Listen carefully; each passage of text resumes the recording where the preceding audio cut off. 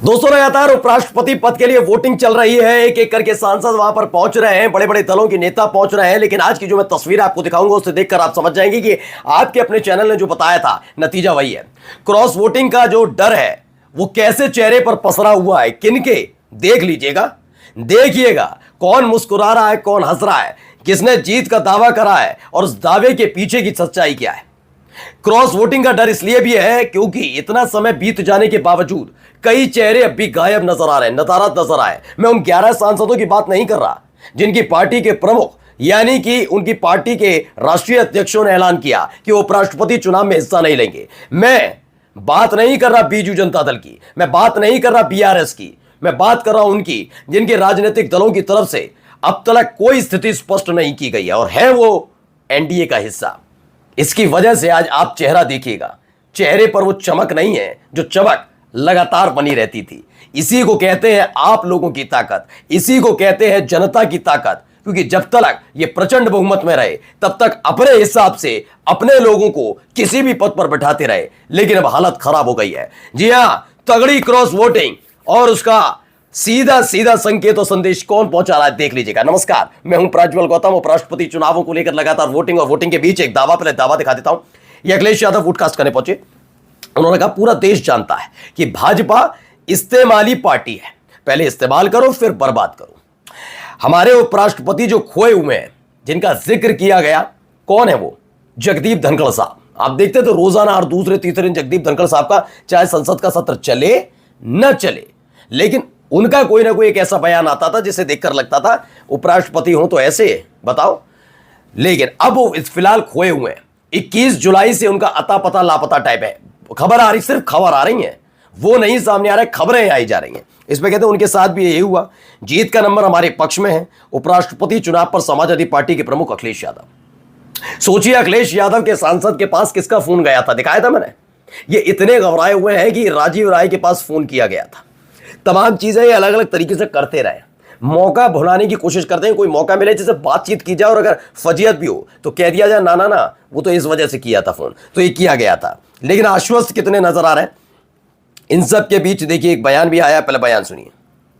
देखो, हमारे opposition party के जो वाइस प्रेसिडेंट कैंडिडेट हैं वो जीतने की सभी संभावनाएं हैं। इसीलिए सारे पार्टियां कोशिश कर रहे हैं कि लोकतंत्र में हम सभी लोग एक होकर सुदर्शन रेड्डी जी को जिताना, यही है। ये बिल्कुल विपक्षी दल के उपराष्ट्रपति पद के उम्मीदवार सुदर्शन रेड्डी जी की जीत की सभी संभावनाएं हैं। हम सभी लोग मिलकर उन्हें जीत दिलाने में जुटे हुए हैं। अब ये बात तब ऐसे वक्त में कही जा रही है, लगातार मल्लिकार्जुन खड़गे के चेहरे पर आप तनाव नहीं देख रहे होंगे। नॉर्मल वो जैसे रहते हैं वैसे हैं। किन किन के चेहरे पर तनाव है भी आप देख जाएंगे। देखिए प्रियंका गांधी वहां मौजूद हैं, ये भी वोट कास्ट करने पहुंची हैं।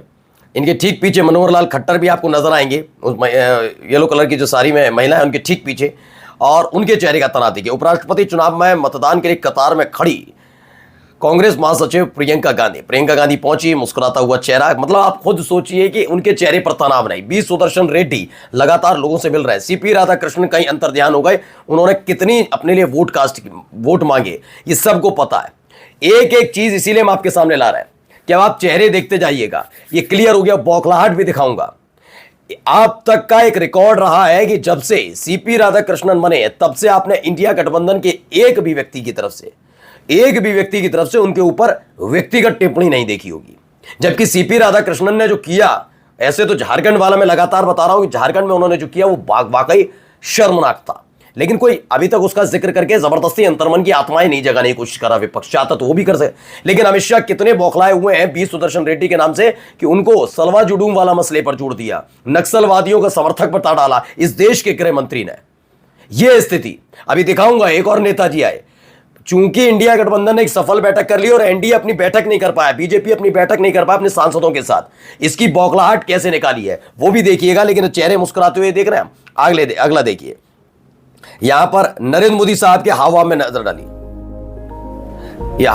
हाव भाव में नजर डालिए, देखिए कैसे परेशान। आगे चलिए, चेहरे पर मुस्कान दिखा दीजिएगा। 101% अगर मुस्कान देखिए। चेहरे पर अगर आपको मुस्कान नजर आ रही है तो बताइए।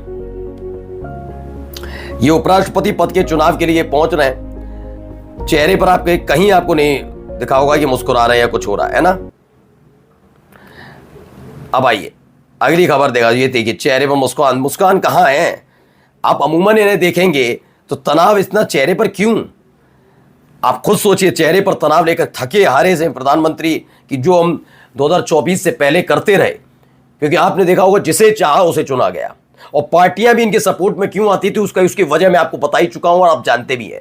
एक ये था कि ये तो पहले तो थे ही थे, लेकिन जहां वोट कम पड़ते थे तो ये ईडी सीबीआई इनकम टैक्स विभाग है, उसकी चीजें होती रही, लेकिन अब ये मुनासिब नहीं लगने लगा, अब हो ही नहीं पा रहा है। हालत ये है कि अब इनके अपने ही लोग इनके खिलाफ खड़े हो जाते हैं कि हरकतें करना बंद करिए। तो चेहरे पर तनाव है, देख लीजिए, क्योंकि उपराष्ट्रपति चुनाव है। हाँ, ये आज की सबसे खूबसूरत तस्वीर, चेहरे पर मुस्कान नजर आ रही है, राजनाथ सिंह है।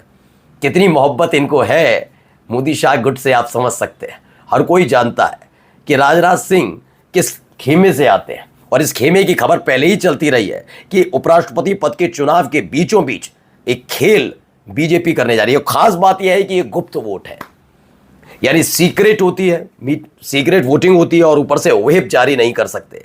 हर तरीके से आप राजनाथ सिंह के चेहरे पर मुस्कान देखेंगे। और जाते जाते सुनिए क्या कहते हैं, देखिए बताता हूं। भाजपा के सांसद रविशंकर प्रसाद ने कहा, सुप्रीम कोर्ट के रिटायर्ड जज सुदर्शन रेड्डी विपक्ष के गठबंधन के उपराष्ट्रपति पद के लिए उम्मीदवार हैं। ओके, जब कोई न्यायाधीश चुनावी अखाड़े में आता है तो बड़ी बड़ी बातें करते हैं, तो सवाल उठने ही हैं। ठीक है, बड़ी बड़ी बात है, सुनिएगा इनके बयान इनके ऊपर कैसे भारी पड़ने जा रहा है। सुदर्शन रेड्डी ने बता दिया कि देश की आत्मा को बचाने के लिए मुझे वोट दें। तो इसमें गलत क्या कहा? इसमें गलत क्या कहा? आपने ही लोग कहते। उन्होंने चारा घोटाले में दोषी आरजेडी प्रमुख लालू प्रसाद यादव से मुलाकात की। ओके, आप किस तरह के सुप्रीम कोर्ट के रिटायर्ड जज हैं कि आप किसी ऐसे व्यक्ति से मिल रहे हैं जो घोटाले में दोषी है? यह पाखंड है, कृपया देश की आत्मा की बात ना करें। यह कौन कह रहे हैं? रविशंकर प्रसाद कह रहे हैं। तो अब 2-3 सवाल पहले इनसे है, क्योंकि इनकी बौखलाहट है, मैं बौखलाहट साबित कर दूंगा। दरअसल बौखलाहट इसलिए है कि पहली बात तो आपके बड़े वाले अमित शाह है, वो नक्सलवादी आरोपी समर्थन का आरोप लगाया है। सबसे शर्मनाक बात है कि इस देश के गृह मंत्री को पता है कि एक जज जो रिटायर हो चुके हैं और वो नक्सलवाद का समर्थक है, आज तक उनकी गिरफ्तारी नहीं करा पाए। यानी ये आदमी काम करते हैं या सरकारें गिराने का काम करते हैं, इस देश के गृह मंत्री बताएं। यानी वो वहां पर उनका एजेंडा फेल हुआ, क्योंकि बी सुदर्शन रेड्डी के मुकाबले सीपी राधाकृष्णन कमजोर है, तो शाह बाबू ऐसे आरोप लगा रहे थे। और अगर ये सच्चे आरोप थे तो आप पूरी तरह से नाकाम एक गृह मंत्री हैं, तो शर्म करिए। दूसरा इनके बाद जाते हैं, चलिए। इन्होंने कहा आत्मा वाली बात और आरजेडी प्रमुख, कभी आपने यही सवाल प्रज्वल रेवन्ना वाले मसले पर नरेंद्र मोदी साहब से पूछा है? एक घिनौने आदमी के साथ फोटो खिंचवा रहे थे, शर्म नहीं आ रही थी? उसका खुलासा आपकी ही पार्टी के प्रदेश अध्यक्ष ने कई महीने पहले कर दिया था। उसके बाद चुनाव प्रचार में जाते हैं मोदी, तब शर्म नहीं आ रही थी? ये सारी नैतिकता बी सुदर्शन, इतने घबराए हुए हो, इतने डरे हुए हो, और नैतिकता सिखाओगे आप रविशंकर जी? जब आपकी पार्टी का वाचाल सांसद रमेश बिदूड़ी दानिश अली को गंदी गंदी गालियां दे रहा था ना, उसी वक्त उसके ठीक पीछे आप और हर्षवर्धन जी बैठे थे, हंस रहे थे, ठाके लगा रहे थे। तो नैतिकता की बात तो आप मत करिए, कहिए आप बौखलाए हुए हैं। क्रॉस वोटिंग का डर मोदी जी के चेहरे पे भी नजर आ रहा है, और आपके भी। नमस्कार।